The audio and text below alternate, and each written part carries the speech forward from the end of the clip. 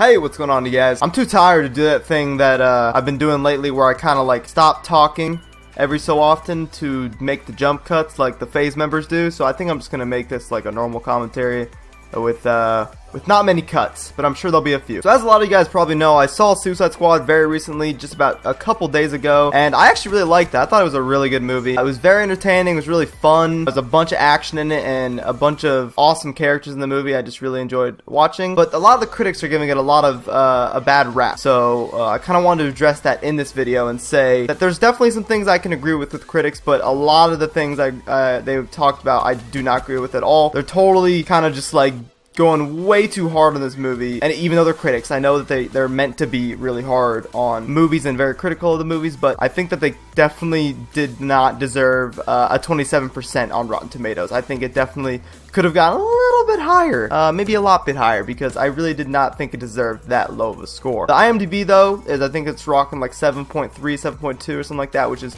definitely fair. I could definitely see how the fan base and normal people would rate it that, because it was definitely like a 7-8 movie, 7 or 8 out of 10. It's not the best movie in the world, it's not the best superhero movie I've ever seen in my life, but I really enjoyed watching it. I would watch it again. It was definitely a lot of the stuff I was hoping for this movie, and I just really enjoyed it, so I had a lot of fun with it. But one of the key plot points, and I'm not going to go into it too much, but one of the key plot points was something about a villain, and it definitely kind of took away from the movie, and it made it kind of a weird movie. But I personally think what they should have done, and this isn't, I'm not really sure this is going to be, it might be kind of spoilery, I'm not sure how I'm going to talk about it, but I recommend just seeing the movie before you watch what I'm about to talk about, but maybe it won't spoil too much if you haven't seen the movie. So what I'm going to say is that I think what they should have done in the movie, basically the plot I feel like should have been the Joker should have straight up stolen the Suicide Squad once Amanda Weller, I don't know, the black chick from like the FBI or whatever that just releases them all from the prison. Once that happened, I feel like the Joker should have got all of his henchmen to take out those chips in their necks, and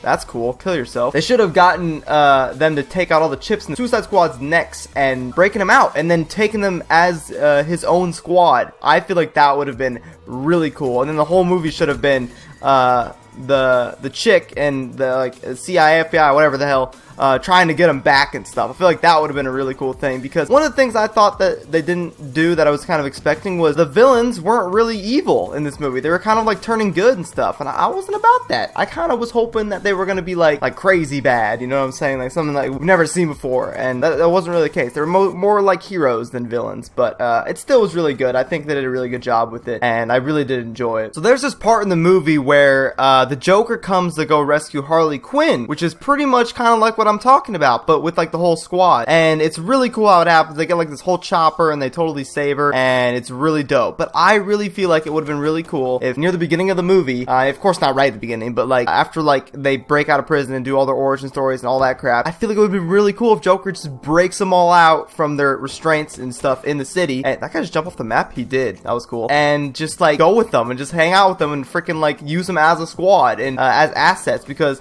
they don't want to be in the situation they're in, where basically what it is they're in control by the black chick who's like using them as a Suicide Squad to basically go fight an enemy that they can't handle themselves, and expecting them to all die in the process because they don't really care about them. But they basically get like some time off their sentence or something like that, of their prison sentence. So I mean, like they're still getting some type of benefit, but of course they're forced into the whole situation. So you know, basically I feel like it would have been really cool if Joker just like saved them all. I feel like that would have solved a lot of problems that a lot of critics were having, especially fans too.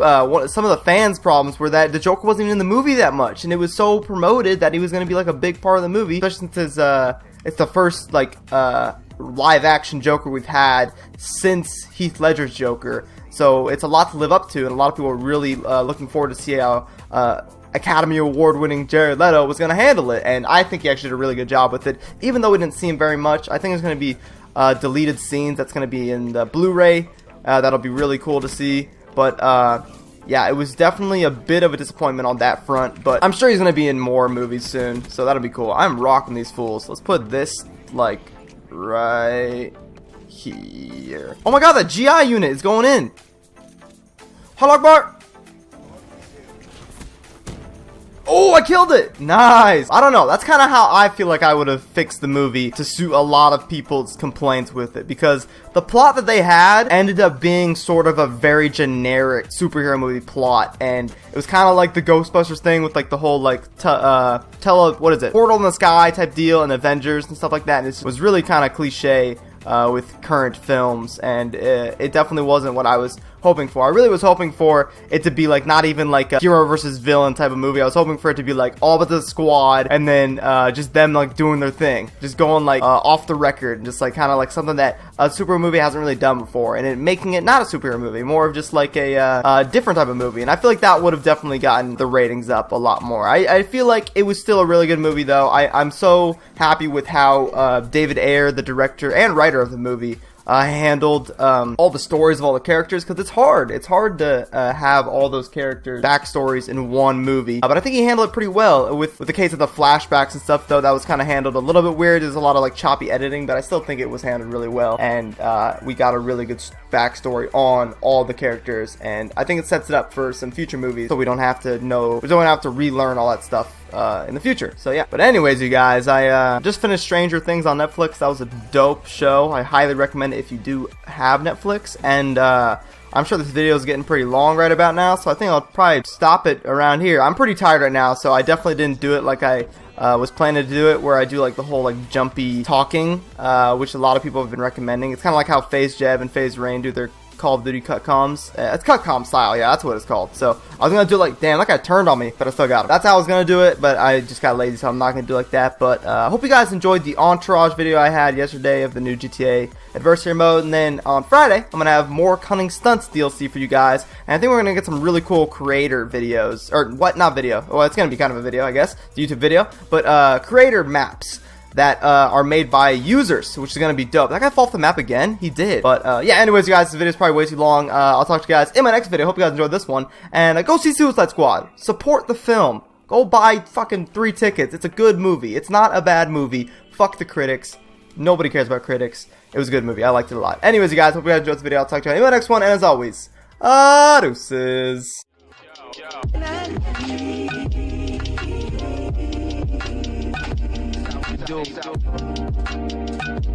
So it's